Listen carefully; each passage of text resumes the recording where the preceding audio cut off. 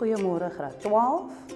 Ek is juffrou Albertus en vandag gaan ons weer eens in toerisme kyk na buitelandse valuta en vandag se onderwerp is die voordele van buitelandse valuta vir die Suid-Afrikaanse ekonomie.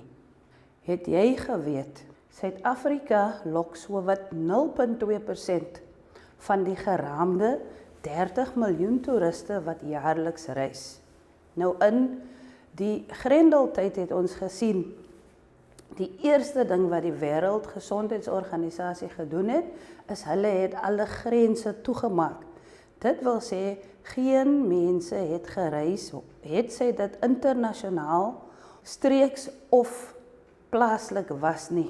En wat dan gebeur het was, ons het uitverloor op hy 0,2% van die toeriste wie elke jaar reis.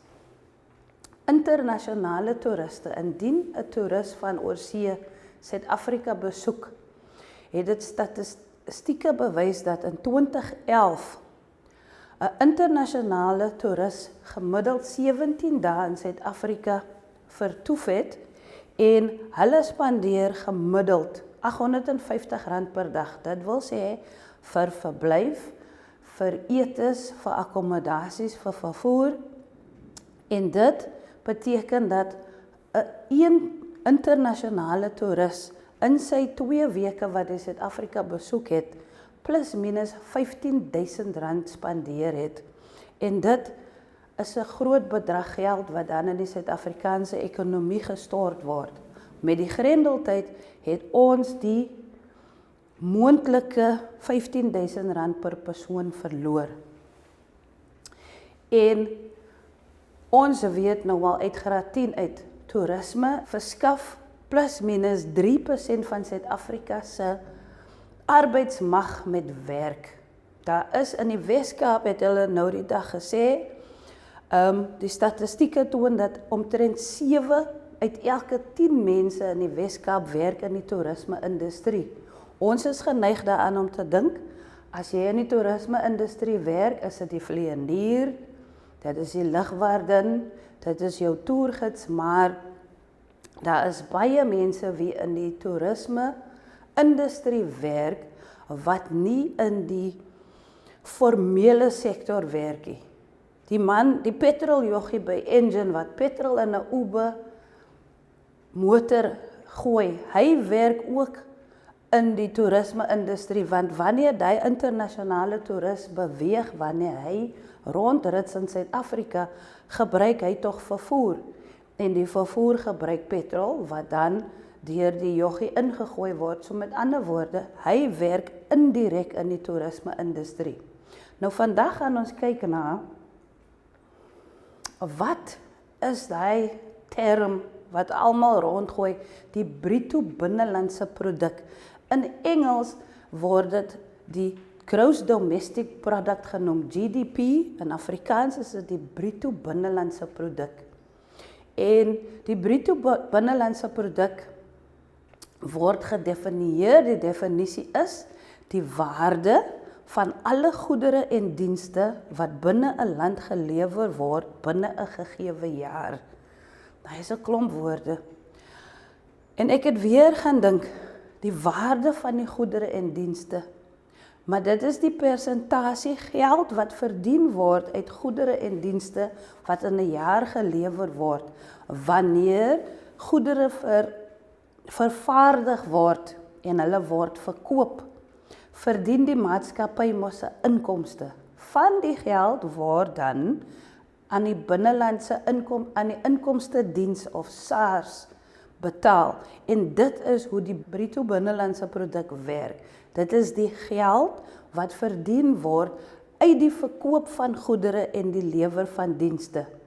En dit is hoe die bruto binnelandse produk werk. Right. Wat doen die bruto binnelandse produk? Die bruto binnelandse produk dui 'n land se huidige ekonomiese status aan. Met die 110 dae Grendeltyd is ons ekonomie nie op 'n goeie voeting nie, graad 12. Ons hoor elke dag op die nuus, hulle sê maak die ekonomie oop.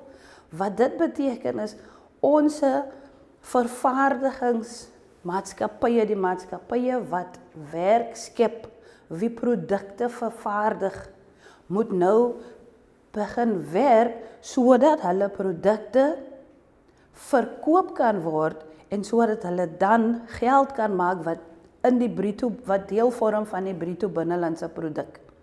Die BBP meet 'n land se ekonomiese vooruitgang. Nou sê hulle 'n groeiende BBP is 'n teken van 'n groeiende ekonomie en die land beweeg vorentoe. Wanneer die minister van Finansies, meneer Tito Mboweni, wanneer hy daar in die parlement staan en hy sê die BBP het gegroei met 0,2%, dan sê ons vir onsself, o my aarde, dit is maar baie min, maar dit beteken eintlik dat ons ekonomie besig is om te groei. 0,2% in die groot grander scheme of things is 'n klomp geld wat in die ekonomie kan sirkuleer. Inteendeel, wanneer die BBP afneem, dan sê dit ons land se ekonomie is in die moeilikheid en die land beweeg agteruit. Dit is wanneer daar werkloosheid is, wanneer maatskappye soos nou in die Grendeltyd hulle deure gesluit het omdat daar nie produkte vervaardig kan word nie. As hulle nie die produk kan vervaardig nie, het hulle nie 'n arbeidsmag nodig nie. As hulle nie 'n arbeidsmag het nie, kan die produk nie vervaardig word nie, kan hulle dit nie verkoop nie en hulle kan nie 'n wins maak nie en dus kan die BBP nie groei nie. Nou ons gaan vandag kyk, een van die vrae wat baie opkom in die einde van die jaar eksamen en die nasionale eksamen is, wat is die voordele van die BBP groei vir die Suid-Afrikaanse ekonomie? Met ander woorde, wanneer Tito Mboweni sê the GDP is growing, wat beteken dit vir my as 'n Suid-Afrikaner? En die eerste voordeel is, dit genereer inkomste. Soos ons reeds gesê het, wanneer 'n toerist Suid-Afrika besoek, spandeer hy geld op dienste en produkte. Hy gebruik tog 'n vliegtuig om van sy land van herkoms na Suid-Afrika te vlieg. Binnelands gebruik hulle ook vlugte. Reg, en daai maatskappy, die lugredery, maak dus geld deur die verkoop van kaartjies, wat dan aan die einde van die dag die inkomste daarvan, 'n persentasie gaan na SARS toe, wat dan deel vorm van ons BBP. Motorhuur, dieselfde, akkommodasie, die toerist het 'n plek nodig om sy kopsaans neer te lê. Hulle het 'n plek nodig om te eet. Hulle gaan in die restaurant. Wanneer hy in die restaurant eet, skep hy werk vir 'n kelner, hy skep werk vir die gasheer of gasvrou, hy skep werk vir 'n kok, hy skep werk vir die persoon wie die tafel skoonmaak, hy skep werk vir 'n magdom mense. En ons het reeds gesê, vir elke een toerist wie in Suid-Afrika reis, skep dit min of meer werk vir 17 mense. Net so op die keper beskou. En ek kan vandag praat oor die voorbeelde, maar ek sal nou nie vandag vir ons so heeltemal belas nie. Attraksies in Suid-Afrika, mense kom van heinde en verre om ons attraksies in Suid-Afrika te besoek. Hulle kom na die Kruger Nasionale Park toe. Hulle kom ons wêrelderfenisterreine, kom hulle besoek en aan aktiwiteite deelneem. Met ander woorde het ons gesê, dit genereer geld wat bydra tot ons BBP. Die geld wat toeriste spandeer, het ek reeds vir jou genoem, skep dan werk. Want as hy reis, moet iemand sy bed vir hom opmaak. Hy's 'n toerist, hy wil nou nie self sy bed opmaak nie. Reg? Met die werkskepping skep dit dan die behoefte na ander produkte. Daar is 'n restaurant, 'n formele industrie, reg genoeg, maar onthou, 'n toerist wil hy Suid-Afrikaanse ervaring het.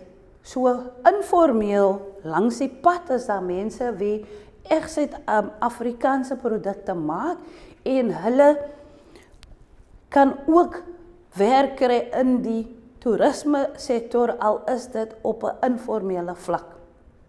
Reg, meer geld word in die land spandeer deur die toeriste en dan vind die hele bevolking baat.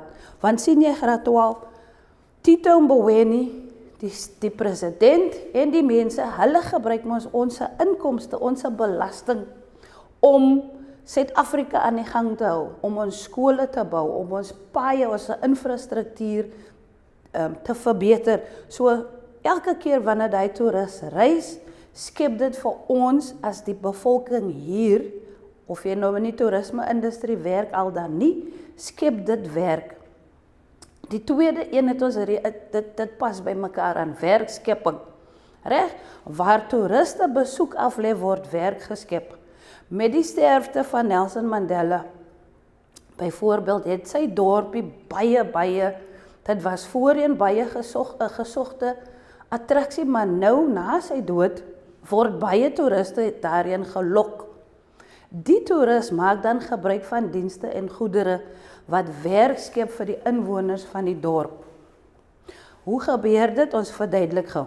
So 'n toerist is op pad na Tshunu toe in die Oos-Kaap.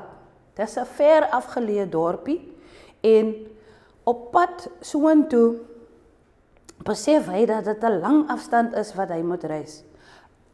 'n Inwoner van die dorpie besef elke dag ry daar busse vol en motors vol toeriste hier verby my huis.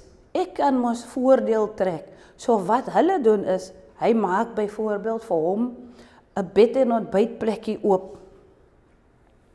'n Plekkie wat hy toerist kan gaan slaap en môre kan die toerist weer verder die omgewing verken. Op die manier, hy het nou sy huis omskep in 'n bed en ontbyt en hy skep werk vir iemand anders in die dorp wat nou die bed en ontbyt kan kom skoonmaak. So, wanneer mense reis, skep dit werk en baie belangrik, as die werk in die plaaslike omgewing geskep word, beteken dit dat minder mense uit die kleiner dorpies stad toe moet trek vir formele werk. En dit werk verstedeliking teen. Met ander woorde, die dorpe, die stede kan nie cope. Hulle kan nie cope met die aantal inkomers van buite af wat op klein dorpies woon nie. As daar toeriste na hulle klein dorpie reis en werk word daar geskep, hoef hulle mos nou nie in die dorp, in die stede te kom werk nie. Reg, hier's vir ons 'n baie belangrike een. Wanneer mense reis, verbeter dit ons infrastruktuur. Toeriste van oorsee is gewoond aan 'n sekere standaard. Hulle ken nie dinge soos gate in 'n pad nie, hulle ken nie van potholes nie. Hulle weet nie dat daar iets soos beerdkrag is nie. Hulle ligte is 24 ure 'n dag aan. So, wanneer die toerist na Suid-Afrika toe kom, verwag hy 'n sekere standaard. En Suid-Afrika se regering moet voorsien aan die standaarde, anders gaan hy toeriste nie weer terugkom nie. Wat bedoel ons daarmee? Baie word verbeter. 2010 het ons die sokker wêreldbeker in Suid-Afrika gehad. En toe word die Gautengse paaie verbeter. Die N1 en die N2 was aangewerk vir die invloeks van toeriste. Hulle is nog steeds besig om aan die paaie te werk, maar okay, ons kom daar, agter ons sê hulle kom ook in die kraal. Ons spoorweë in Gauteng het hulle nou die eerste sneltrein, die goudtrein wat teen 120 km/h reis, graad 12. In China is daar 'n maglev trein. Hy ry op magnete, hy levitate. Hy ry teen 600 km/h. Goudtrein, 120 km/h. In China klim my man op die trein as hy klaar by die werk. Ons hawens word verbeter.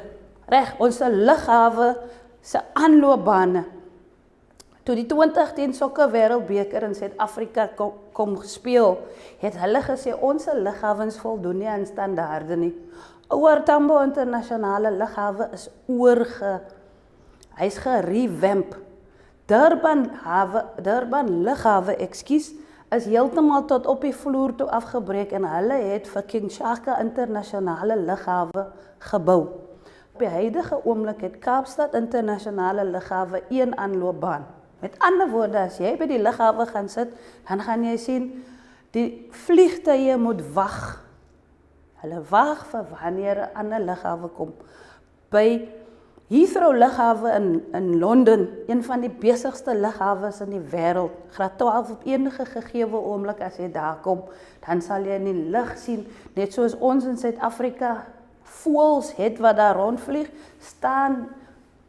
hulle staan nie, vlieg die lug, die vliegtuie is in 'n holding pattern daar in die lug, so besig is die lughawe, maar hulle het 'n klomp aanloopbane.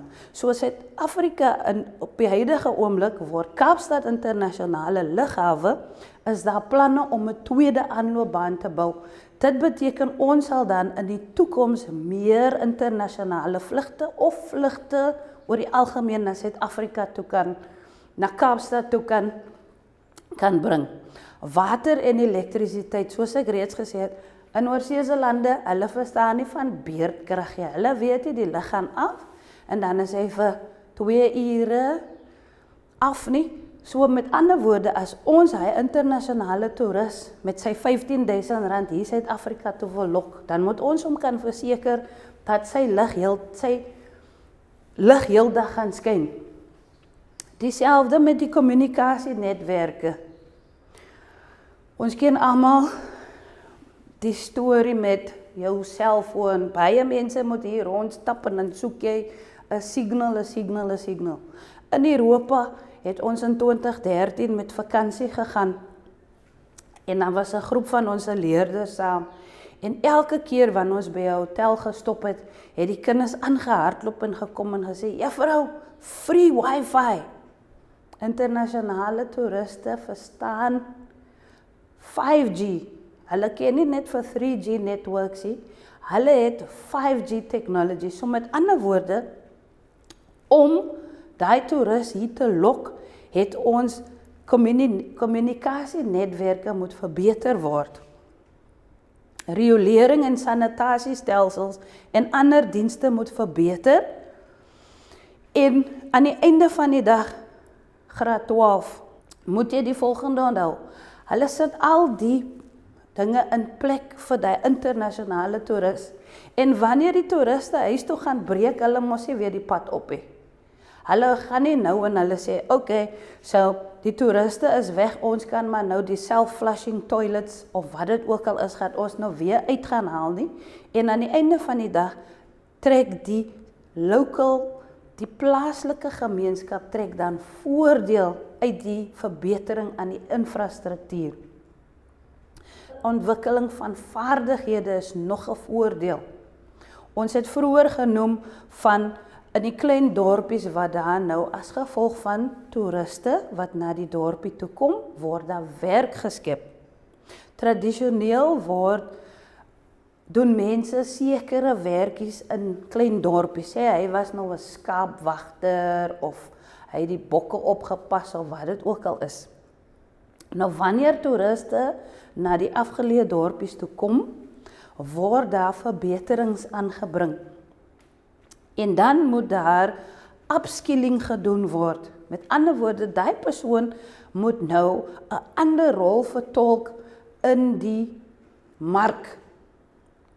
Nie regeringsorganisasies en ander rolspelers kom dan om seker te maak dat die mense daar wat nou in 'n hotel werk, wat nou in 'n bed en ontbyt werk, wat nou 'n toergids is.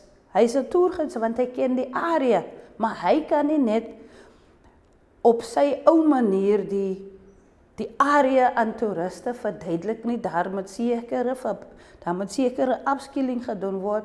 Hy moet geleer word hoe om met mense te werk, want aan die einde van die dag, graad 12, indien die toerist 'n goeie ervaring het, gaan hy huis toe en hy gaan sê vir die mense oor see, in Suid-Afrika het ek die wonderlikste ervaring gehad, jy moet tog net weer, ek sal tog weer soontoe gaan. Reg, laaste maar nie die minste nie, graad 12, jy weet hoe's ewre oor 'n storie. Ons gaan praat oor die vermenigvuldigingseffek. In Engels noem hulle dit die multiplier effect. En hulle sê die multiplier, die vermenigvuldigingseffek, is 'n toename in ekonomiese aktiwiteite wat begin met 'n kettingreaksie, wat meer aktiwiteite genereer as wat die oorspronklike toename was. Nou graad 12, ek hou van baie dinge, maar daai woorde is te groot.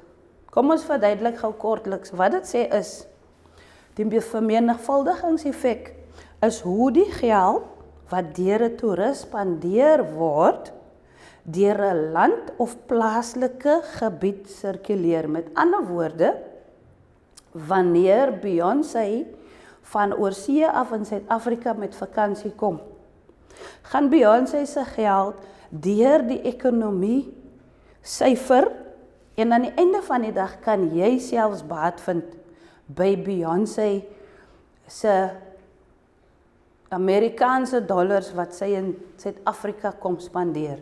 Nou kom ons gee gou vir jou 'n vinnige voorbeeld van hoe die vermenigvuldiger effek werk. Met ander woorde, die toerist se geld sirkuleer deur die plaaslike ekonomie.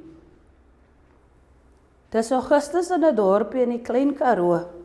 Dis droog, warm en die dorpie lyk verlate. Dis 'n moeilike tyd, dis nog grendeltyd hier in Suid-Afrika. Almal is in die skuld en leef op krediet. Ons ken mos daai. Skielik daag daar 'n ryk toerist op. Dis nou die ouetjie hierso met die groen sweater. Hy stap die enigste hotel wat in 'n ou dorpie is binne en sit 'n Madiba nooitjie daar op die counter neer en hy stap by die trappe op en hy gaan nou vir hom 'n kamer kies, want met sy R100 noot kan hy bekostig om in die hotel te slaap.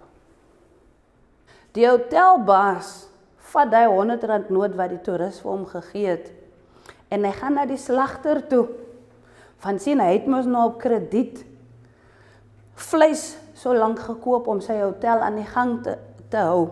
En hy gee vir die slagter hy R100 noot en dus betaal hy sy skuld af. Die toerist het vir die hotelbaas die noot gegee, wat dit dan aan die slagter gee.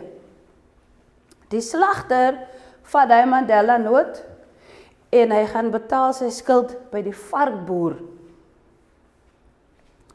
Die boer gaan dan na sy verskaffer, wat vir hom in die eerste plek die klein soggies gegee het om varkies mee te maak, en hy vereffen sy skuld by die verskaffer.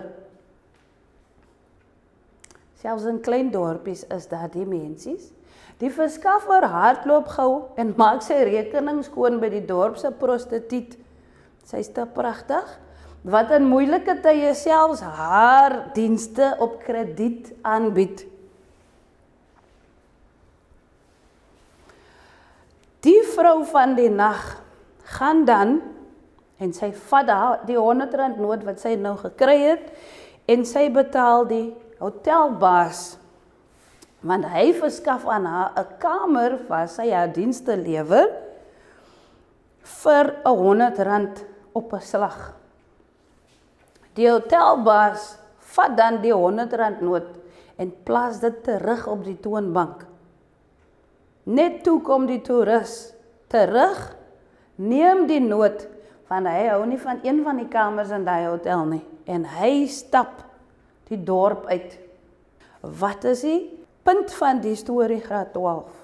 Die punt van die storie is, nie een van die mense het geld verdien nie, want die geld was van die toerist gegee aan die hotelbaas, wat dit aan die slagter gegee het, wat dit aan die varkboer gegee het, wie dit aan die verskaffer gegee het, wie dit aan die prostituut gegee het, wie dit weer vir die hotelbaas gegee het, wie dit teruggegee het vir die toerist.